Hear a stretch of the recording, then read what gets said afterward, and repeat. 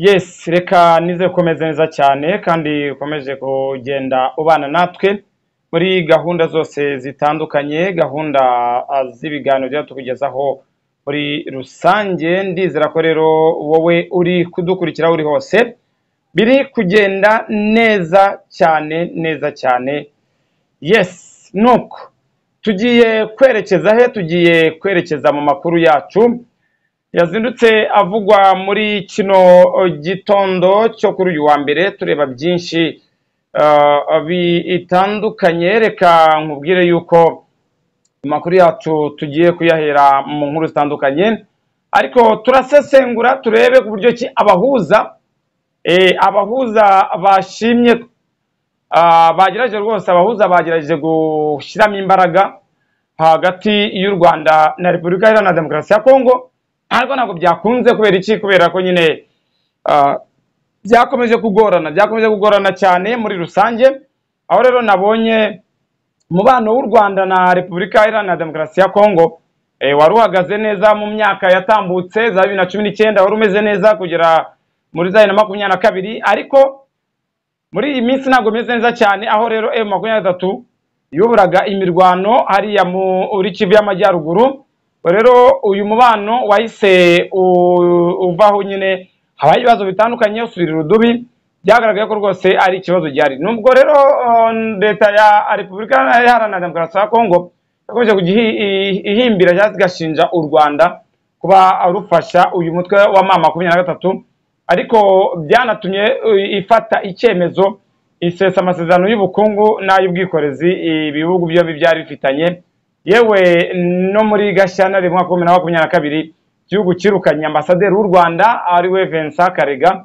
Ubwo rero nuko byagenze. Uyu mwuka mubi wakomeje kugenda rero ututumba hagati y'ibihugu byombi, cyane ubwo mu karere ka Musanze haraswaga ibisasu byaturutse muri Repubulika Iharanira Demokarasi ya Kongo muri Werurwe nibyo, ndetse Gicurasi na Kamena, kugeza ubwo Perezida Kagame na Felix Tshisekedi bahuriye muri Angola muri Nyakanga 2022 baraganira. Mu biganiro by'ubuhuza byayobowe na Perezida Joao Lorenzo wa Angola, abakuru b'ibihugu bemeranyije ko umwuka mubi rwose nguri hagati y'impande zombi ngo ugomba kuba wahoshwa.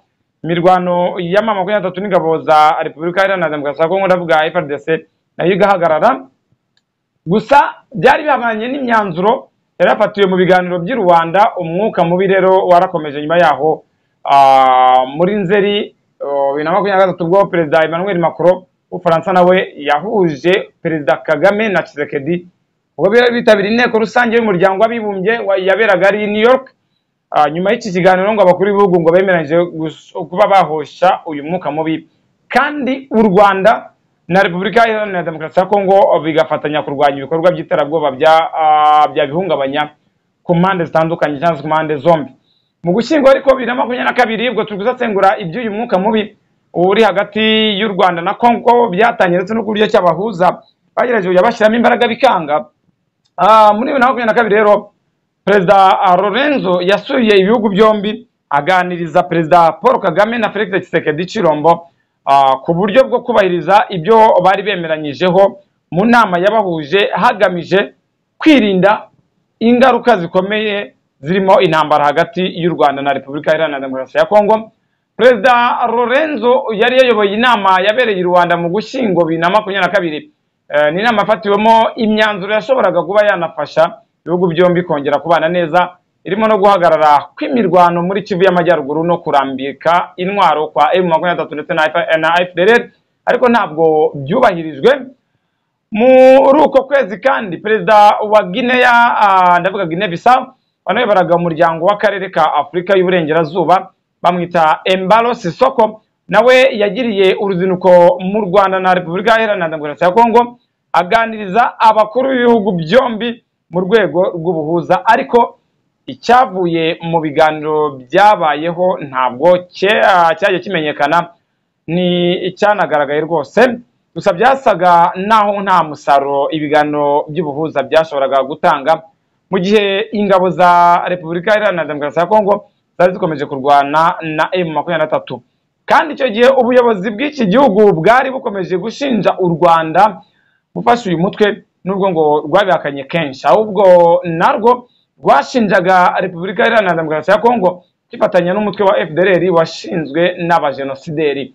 Mu Ukwakira 2023 umunyamabanga mukuru w'umuryango w'abibumbye Antonio Guterres yasohoye raporo y'amezi atandatu yagaragazaga uko umutekano uhagaze mu karere k'ibiyaga bigari, anatanga umuburo ko hatagize igikorwa u Rwanda na Repubulika Iharanira Demokarasi ya Kongo byajya mu ntambara yeruye. Muri iyo raporo yasomwe n'intumwa yihariye ya Antonio Guterres muri kano karere bamwita Huang Zia, uyu yanditse agira ati ibyago byo kurwana byeruye hagati ya Repubulika Iharanira Demokarasi ya Kongo n'u Rwanda ngo bikomeje gushinjanya gufasha umutwe cyangwa imitwe yitwaje intwaro, ngo birashoboka cyane rwose.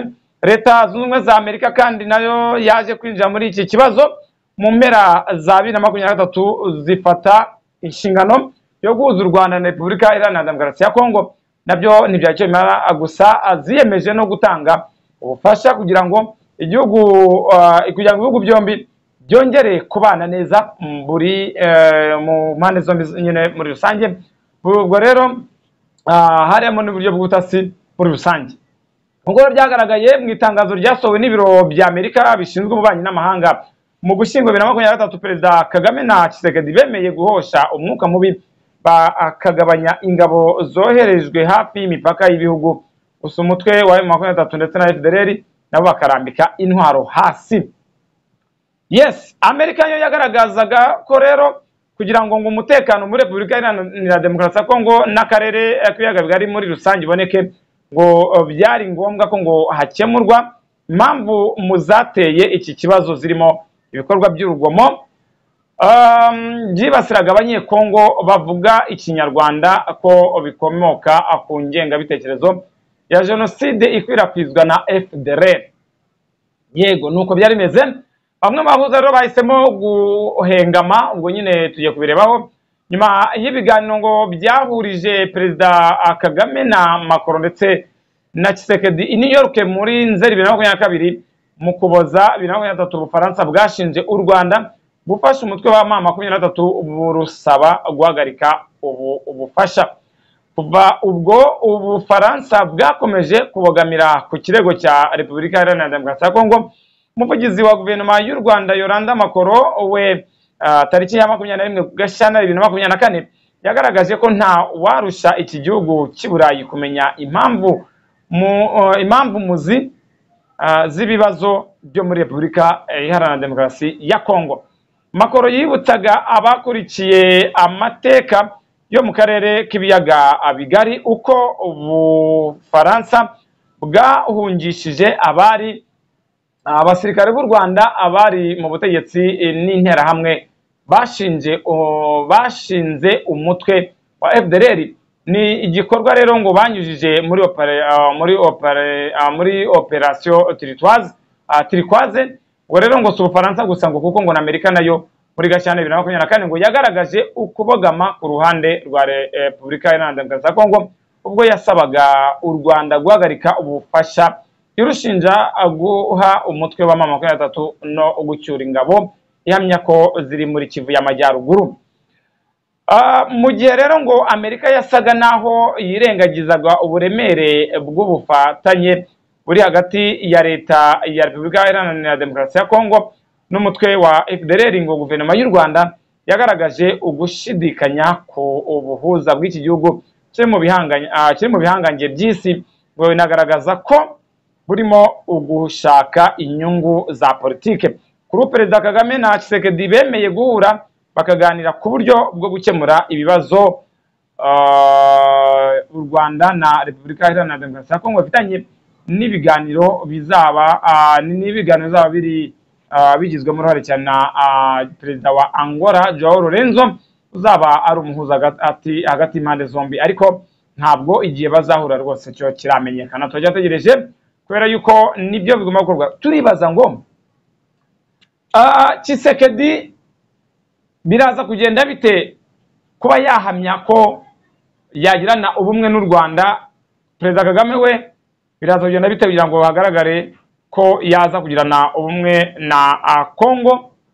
Uwitwa Joao Lorenzo perezida wa Angola we araza kubicamo gute nk'umuperezida ugomba kuvuga ati ibyananiye abandi nje kubikora, ko turabizi neza ko abandi bagiye bumva muri statement bagiye tukubwira yose, tukubwira yuko aba perezida bagiye bahura n'impande zitandukanye zikagerageza gushimaho bikanga mu kuba bagerageza kugira umutekano urambye mu biyaga bigari. So ngibyo rero ko Alpha TV ni Rwanda twabigiyemo muri rusange tugerageza kureba ko hari abantu bagira icyo bamarira impande zombi kubijyanye no kugarura umutekano ndetse no kwiyunga bakagira guhura nyine kibugu by'ibituranyi muri rusange, ariko ntabwo byashokeye benshi. Ubwo tutenda twareba ese Joao Lorenzo araza kubishobora, turebe uko bizagenda. Reka mabwira ko rero twaturwe nabo muri MUA Insurance ishami rya Nyabugogo, ni ishami rishinzwe ubwishingizi bw'amamodoka n'ibindi bitandukanye. Turi kumwe kandi nabo muri Stay Kigali hariya ku Kinamba, n'inzu y'amacumbi nziza cyane guest house, bano mubigane bijyana neza cyane muri rusange. Ngibyo nkuko rero kambashimire mwakoze kwa natwe. General Alpha nibigira mukomeze mubane na televiziyo yanyu Alpha TVN.